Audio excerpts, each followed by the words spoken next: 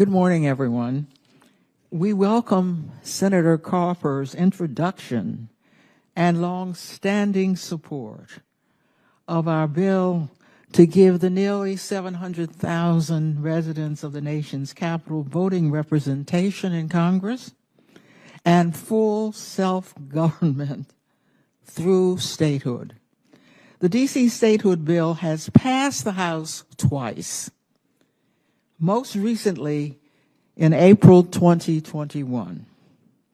The most recent polling shows 54%, now that's a majority, of Americans support statehood for the district, when the district's status as taxation without representation is noted in the poll not 54%, but 58% of Americans support D.C. statehood, even 42% of Republicans.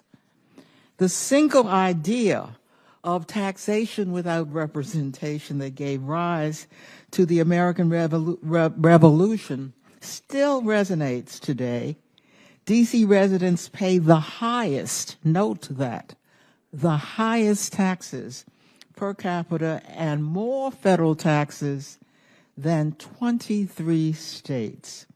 And the district has a bond rating higher than 35 states.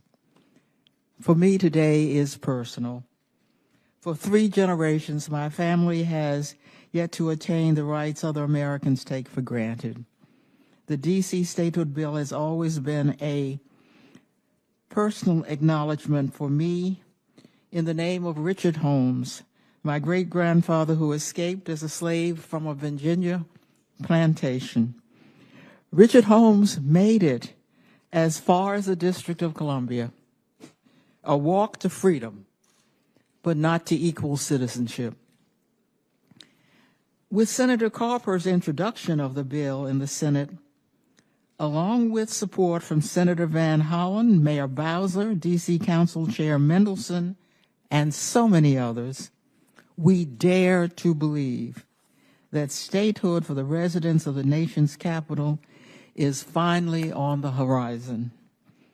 With that, I turn it over to the Senate sponsor of the D.C. Statehood bill, Senator Tom Carper.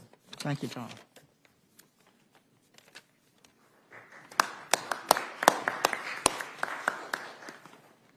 Thank you, Congresswoman.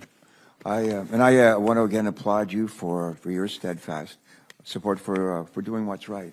I first stepped into this room, Chris, Mayor, President. I first stepped into this room 22 years ago this month. I was just elected as a U.S. Senator. I'd been governor of Delaware for 8 years before that, and congressman and treasurer before that, and naval flight officer for that. I'm the last Vietnam veteran serving in the U.S. Senate. And I wanted to be on this committee, in the Environment and Public Works Committee, because the issues are so important to our planet, and the issues are so important to our economy. For a long time, people didn't think we could ever get together our heads and our votes on comprehensive infrastructure legislation, but finally we did. People didn't think we could get our heads and hands together to produce bipartisan legislation that addresses climate change and make sure that in the face of that adversity of an ever-heating planet, we could actually create jobs and economic opportunity. But we did that too, and against all odds. I'm one who believes that some of the hardest things to do are the things most worth doing. And I'm delighted to be here today with my friends and our colleagues. So welcome to our hearing room. I think this is a place that if the walls could talk, it would say a lot of good stuff that would encourage us today as we take up this battle again. Every day we work in the shadow of our capital, a beacon for democracy around the world, and yet an historic injustice still prevails. There are nearly 700,000 Americans who call the District of Columbia home, and they do not have a voting representative in either chamber of the Congress. These Americans are hardworking residents who pay the most in per capita federal income taxes in the country, but have no say in how those dollars are spent. Let me just say that again.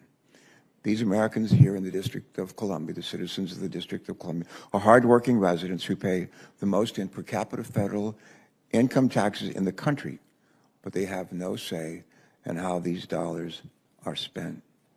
These Americans here in the District of Columbia are law-abiding citizens who look after one another, but who have to wait for federal approval of local judges, sometimes for years, or help from the National Guard in times of crisis. These Americans are service members who risk their lives for our country, but who come home to find they are still denied a vote in Congress. As the last Vietnam veteran serving in the Senate, I take this next fact particularly to heart. Listen to this, more than 14,000 Washington, D.C. residents are currently serving in the military today, and can be sent into a battle in a war that about which they had no say in fighting. Now let's talk about the elephant in the room. With Republicans now in charge of the House, our work to pass this bill has become even more challenging. But let me share with you, if I can, a quote that was said on the House floor in 2007. Here it goes. The fact that more than 500,000 Americans live in the District of Columbia and are denied a single voting representative in Congress is clearly an historic wrong. And justice demands that it be addressed. And the Speaker goes on to say, I believe that kindness demands that we do the right thing for all Americans, regardless of race or political creed. Those are the words of then Republican Congressman Mike Pence. He was right then, and he would be right today. At its core, this isn't truly a Republican or a Democratic issue. It's an issue of basic fairness. When my friend and former colleague and mentor, Senator Joe Lieberman, first passed me the baton for D.C. statehood in 2013 as he was leaving, I knew we had justice on our side, and over the last few years, we've gained a fair amount of momentum, too. We will not give up today. Through the tireless work of Congresswoman Eleanor Holmes Norton, last Congress, the House passed their bill to grant Washington, D.C. statehood for the second time, not the first time, but for the second time ever. And here in the Senate, with the support of my friend Chris, we have built enormous support for our bill over the last few years, and we even have the support of a fellow who serves as President of the United States, Joe Biden. This Congress will continue making the case to my Republican colleagues that D.C. statehood is not a Republican or Democratic issue, but an issue of fairness and equality. I'm reminded of the tie that binds every major religion on this planet: Christianity, Judaism, Hinduism, Islam, Buddhism. These religions have their differences, but they all have one thing in common: the Golden Rule. Every one of them. You can find in their sacred scriptures the Golden Rule, the admonition for us to treat our neighbors as we would want to be treated. It's imperative that we live up to the core principles of our nation: no taxation without representation, and all men and women are created equal. I want to thank our mayor, Muriel Bowser. I want to thank City Council Chairman Phil Mendelson. I want to thank you for your continued leadership to push for equal rights and for equal representation for Washington, D.C. residents. I also want to thank my friend and colleague, Senator Chris Van Hollen from Washington's neighboring state of Maryland, for being here with us and for his leadership. I'll close with this. A British abolitionist named William Wilberforce once said these words a long time ago: "You may choose to look the other way, but you can never say again that you did not know." These are the words of a man who led a fight against all odds for decades, in an effort to convince his colleague 150 years ago in Parliament in Great Britain that their country should oppose the injustice of the slave trade rather than be complicit in its continuance. I am confident that history will look favorably upon all of us who refuse to look the other way in the face of this injustice today. And with that, I'm pleased to present to you my friend and our colleague, Senator Chris Von Hollen, from the great state of Maryland. The three of us, Delaware, Maryland, and Virginia together, are Delmarva. Delmarva. He's my Delmarva buddy. All right, nice round of applause. Thank you, Tom. Thank you, Tom Carper. Thank all of you for joining us today for this important occasion. And I do, at the outset, want to thank Tom Carper, whose birthday was yesterday. If we could all give him a big happy birthday round of applause. And he has been consistent. He has been consistent in terms of pursuing what is just and what is right. And I'm proud to be your partner in this effort. So thank you to Senator Tom Carper. My good friend, Congresswoman Eleanor Holmes Norton, who I serve with on the House and who's been just steadfast in this effort. Thank you for all your efforts over many years, and congratulations on getting it passed out of the House 2 times, historic measures.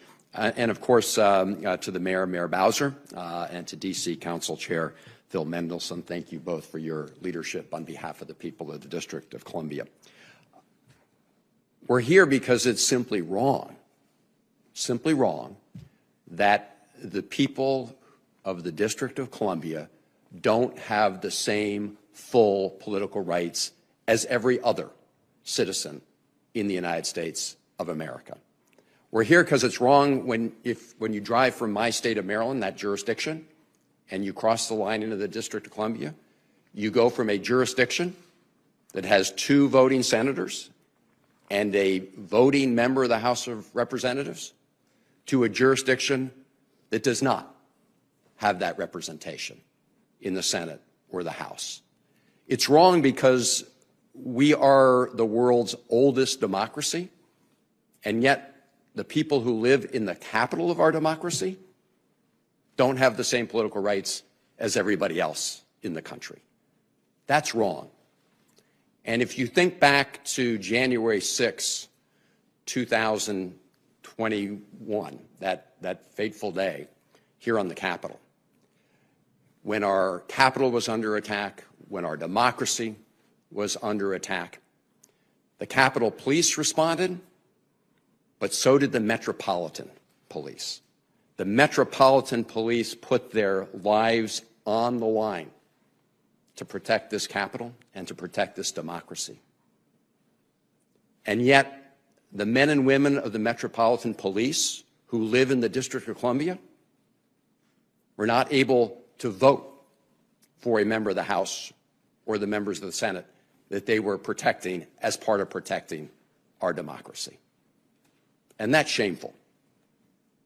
Now, if you look at what's happening in the House right now, you have members of this very right-wing Republican majority who are actually talking about further dragging us backwards. The head of the House Oversight Committee has talked about even more micromanagement from the House of the people who live in the District of Columbia. I would suggest that these members of Congress should have their hands full dealing with their own congressional districts and other issues in the country rather than trying to dictate to the people of the District of Columbia and impose their will over the will of the mayor and members of the council who are elected by the people of the District of Columbia. And we will fight that effort, and we will prevent them from taking us backwards.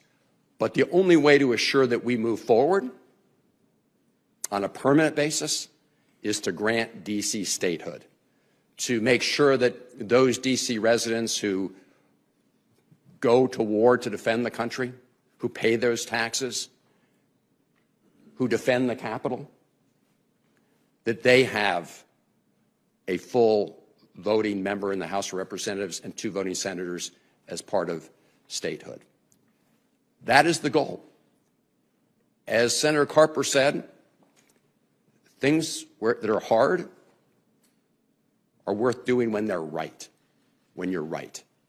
Frederick Douglass, the great American abolitionist, orator, leader, born into slavery in the state of Maryland, said, If there is no struggle, there is no progress. And the reason I have faith that we will absolutely prevail at the end of the day is, as Senator Carper said, we know that we are all on the right side. The right side of this is to assure fairness, to assure equality, to assure equal justice. And as Dr. King said, the arc of the moral universe is long, but it bends toward justice, and we will keep pulling and pushing until we make sure that the people of the District of Columbia have justice, and that means statehood. So we're going to keep the march going. We will prevail. We will prevail. And with that, let me introduce somebody who's been at the front of that march, along with Congresswoman Eleanor Holmes Norton and others, somebody who's there defending our democracy and our capital every day, as she also represents the people of the District of Columbia as the Mayor Muriel Bowser. Thank you. Well, good morning, everybody. I am delighted to be here to talk about who we are as Washingtonians, what we do for our city, and how we will continue our fight for statehood. I am delighted to be here with my Congresswoman, Eleanor Holmes Norton, Senators Carper and Van Hollen, and the chairman of the D.C. Council, Phil Mendelson. I also would like to acknowledge Senator Strauss, our shadow senator. I wish we were here talking about how our bills have advanced through this Congress. We are grateful in the last several years that the House of Representatives has twice voted to advance D.C. statehood, and that Senator Carper continues to stand with us and advance the cause among his colleagues. We also acknowledge that over the last several years, the senator has gained more support in the Senate for the D.C. statehood bill than ever before. We also mark 50 years of limited home rule, and in the last several years, we have been reminded of how limited home rule can be. Not only with riders that continue to be on some of the legislation that comes through this Congress, but also with threats from the White House to take over the very police department that came to the rescue of this Capitol. So like my Congresswoman, and 700,000 Washingtonians, some born here and some who made D.C. their chosen home, this is personal. It's personal because we are Americans, just like everybody else. And we continue to be surprised that when we talk to our fellow Americans, they don't have a clear idea of who we are. That we pay taxes just like they do, that we pay our own way, that we pay more, in fact, per capita than any state in the union, that we bear all the responsibilities of statehood. But we have to endure on a daily basis the offense of looking at this building and knowing that we do not have votes in this building. Imagine that. In a country built on the premise that no one should be taxed without being represented, 700,000 Americans endure that every single day. We watched the great debates about protecting a woman's right to choose, to stopping horrific gun violence in our nation, to taking on the challenges of climate change, to picking Supreme Court justices without a vote. We've heard this debate described in the most basic terms. Where can my staff park? Therefore, you can't have a vote. Or we don't agree with your ability to regulate your own businesses or pay for the health care of your own citizens. So therefore, we will block your most basic rights as Americans. This is not a power grab. This is none of us saying we want more than our fair share. This is about democracy and about us achieving our full rights as American citizens. And so we will continue to fight. We will continue to find new partners and new allies where there were none until we achieve what is right, not just for us, not just for DC residents and our representation, but for the whole nation, that it is a more full democracy and more fully representative of the people who call the United States home. I know that I speak for us in DC, and I am pleased now to introduce the chairman of the council, Phil Mendelson. I'm actually the cleanup speaker, so I'm going to recognize our warrior on the Hill, Congresswoman Eleanor Holmes Norton.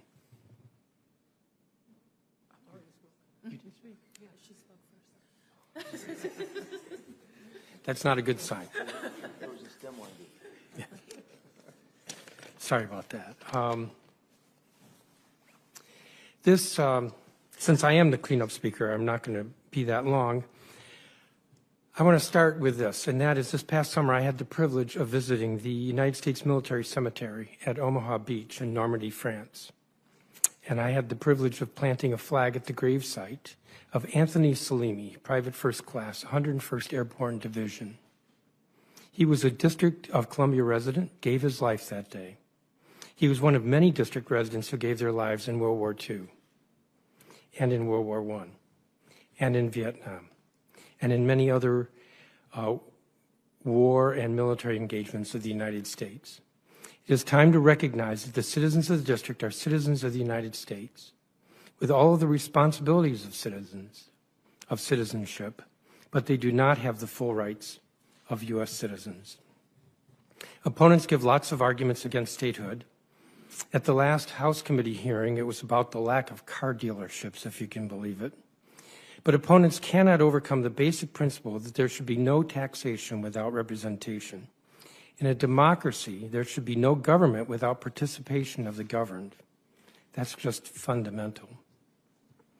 But DC is too liberal, too Democrat, and so this is a partisan issue, which is unfortunate. And because of this, what we have seen with this partisanship has hurt the District of Columbia.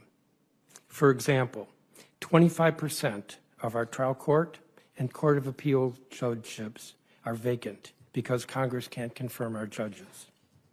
Approval of our laws is always delayed because all of them must come before Congress for either 30 days or 60 days, where nothing happens. And this year, we couldn't even transmit our bills to Congress for the first couple of weeks because of the paralysis in the House. We risk government shutdowns due to congressional fights over national issues such as the debt limit. We're powerless to call out our own National Guard when there's civil disorder, such as on January 6, 2021. And while Wall Street gives our fiscal management, the district government's fiscal management, high marks, Wall Street analysts continue to penalize us in its ratings because of the uncertainty of congressional influence. We can overcome all of this as district residents and U.S. citizens if we're treated as U.S. citizens, as the U.S. citizens of the 50 states, which is why statehood is the solution. Thank you.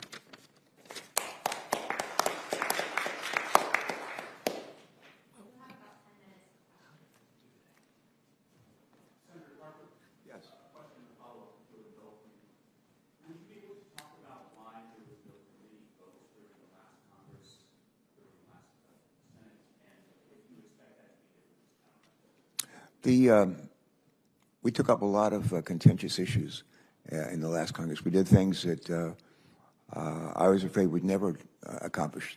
Bipartisan infrastructure, largest in the history of the country, transformational investments in climate change and creating all kinds of green jobs. Toward the end of the day, we actually passed a budget plan and fund the government for the rest of the year. I mean, we did a lot. It was not for lack of interest in doing it. But this year, I think we'll have less on our plate, having dealt with infrastructure in a very, very major way, having dealt with climate change in a major way. I think we'll have more room to take it up. Let me use this opportunity just for a minute. I mentioned earlier, I'm the last Vietnam veteran serving in the U.S. Senate. I was a P-3 aircraft naval flight officer and eventually a mission commander. We flew missions off of the coast of Vietnam and Cambodia during the Vietnam War, a lot of them about 500 feet off the water. We flew a lot of missions tracking Russian subs then and for many years after that. We had jobs in the airplane as air crew. But we'd also have jobs on the ground. And I always had jobs on the ground, like air intelligence officer, but always a P-3 aircraft mission commander.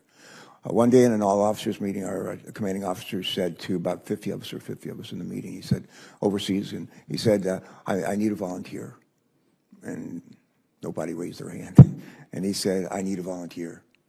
And nobody raised their hand. And he said, I need somebody to, this was about 3 or 4 months before the election that year, even numbered year. He said, I need for somebody to be our voting officer for our squadron. We had 300 men at the time. We had no women in naval, almost none in naval aviation. That's changed dramatically.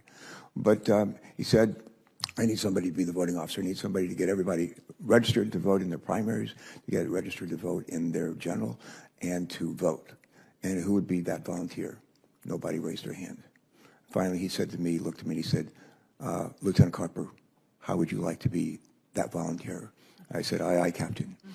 And we registered almost every single person in our squadron. They voted in primaries. They voted in general elections. If they happened to be from Alabama or West Virginia or Wyoming or Texas, they got to vote in their primaries, presidential primaries. They got to vote in the general. If they happened to be from the District of Columbia, they did not. We were serving in a war that was hugely unpopular. And most of us had the opportunity to be represented in the Senate and the House here by votes.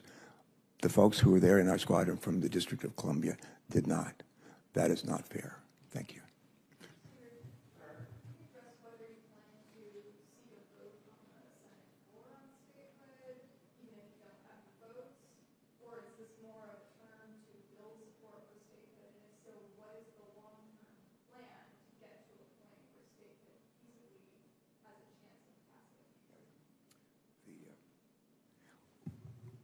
I think if you go back 15, 20 years ago, actually when it took the handout from Joe Lieberman, people thought it was a fool's errand. We'll never do anything like this. We'll never provide the right to vote for folks from the District of Columbia. But, you know, bit by bit, public opinion has changed. And I think the folks in this body, I think that if you ask them privately in secret, it's changed. And I think the key is just not to quit. And I don't know if there's going to be a vote in the committee or in the full Senate, but I know this: we're not going to give up.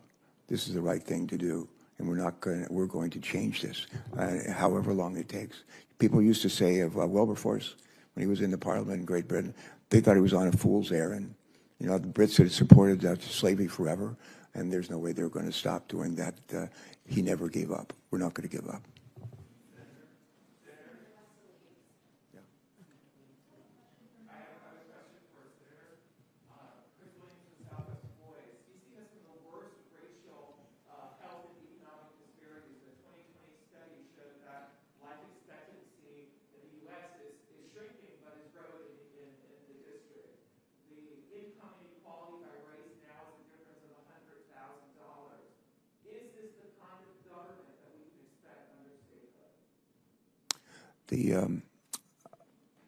I don't know that I want to go down that path.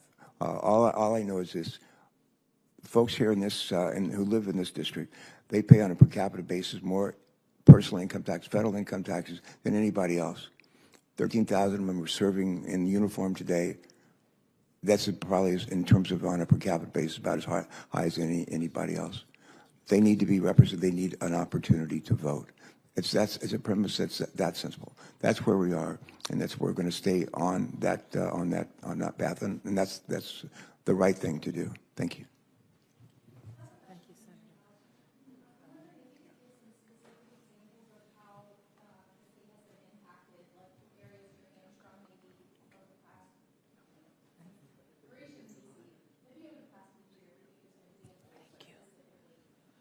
Well, we've mentioned several. You heard the chairman mention several, but let me talk about a element of the Home Rule Charter that not many people are aware of. And what it gives us while we elect a mayor and we elect a council, it reserves for the President of the United States the ability in an emergency to take over the Metropolitan Police Department. And we lived through a pretty tumultuous time where certainly nobody would expect the Metropolitan Police Department to report to the president. You heard the senator and Chairman Mendelson already mention something that no state endures, and that's the inability to call its own National Guard. The D.C. National Guard can only be deployed by the President of the United States. And once again, we lived through a tumultuous time where the actions of the President we couldn't really predict. And this Capitol itself was endangered, we believe, by the inability not only for the mayor to call the National Guard or to redeploy the National Guard according to the situation at hand. So those are a couple of examples.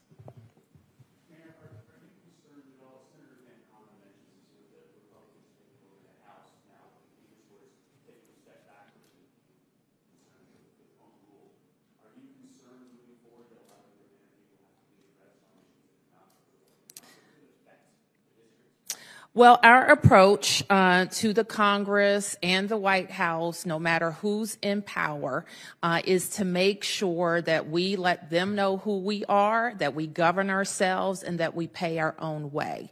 And we will be prepared to deal with any actions that are forthcoming.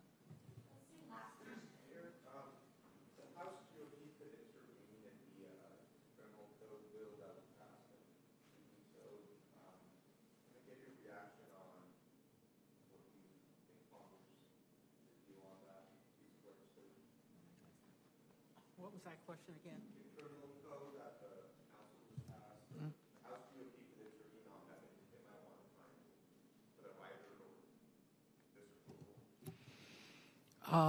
Well, the council and the mayor really ought to speak on this code.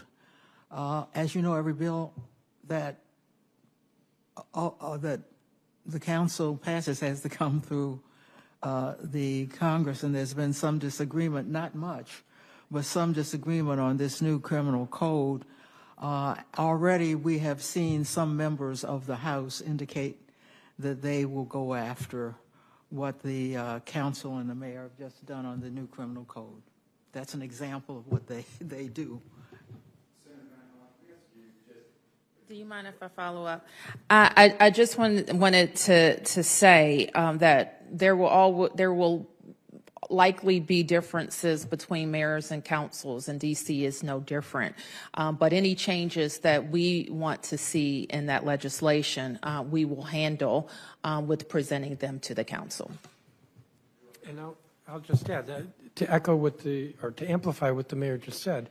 You know, the legislative process, which doesn't include the chief executive, is one where there are going to be disagreements between the two branches. That happens in every state, and it happens in the District of Columbia.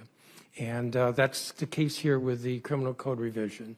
One needs to look more deeply at what we did with the criminal code and the expertise that went behind it, and recognize as well that the district government has shown over 50 years that it's pretty good at governing itself and working out disagreements and resolving policy issues. And that's what is here and will continue to happen with regard to our criminal code. So there's no need for Congress to step in, and it would be wrong.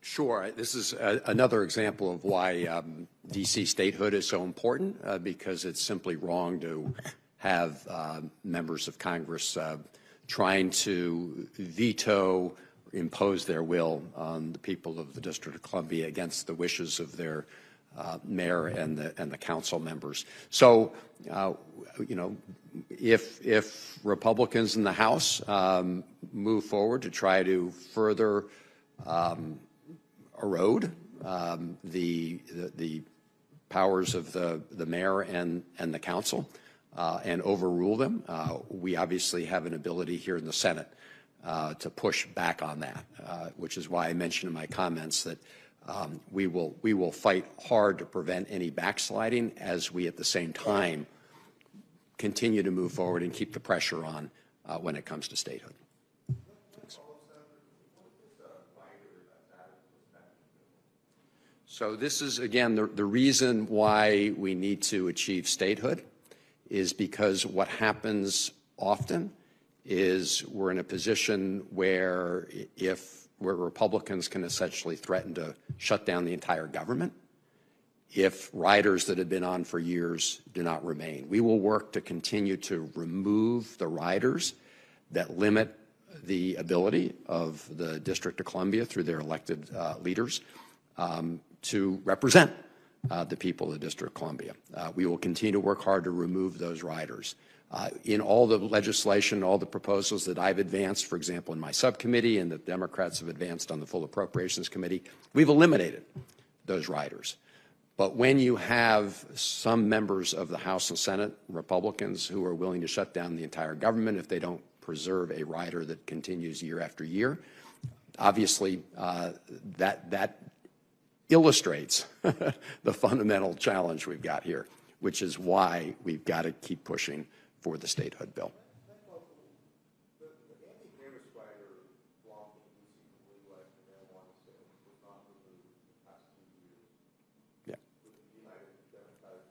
That was removed again on if you look at the House Appropriations Bill, the Democratic bill, as well as the Senate bill, Appropriations Bill, as written by the Democrats, that rider was removed because we think it's ridiculous that the Congress continues to meddle and interfere in that kind of decision for the people of the District of Columbia.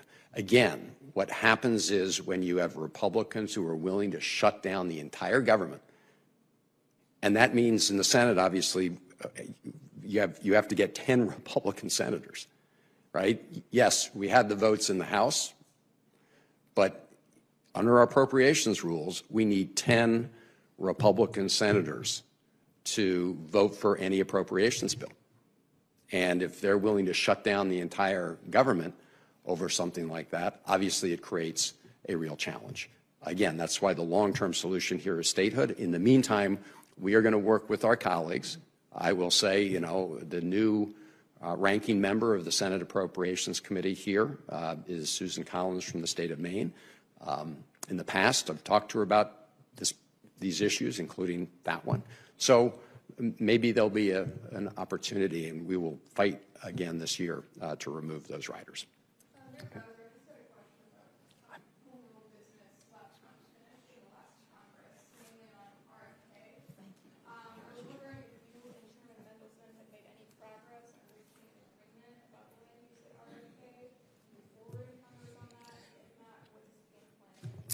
I don't have anything to report on RFK at this time. I don't have anything to report on it. Thank you.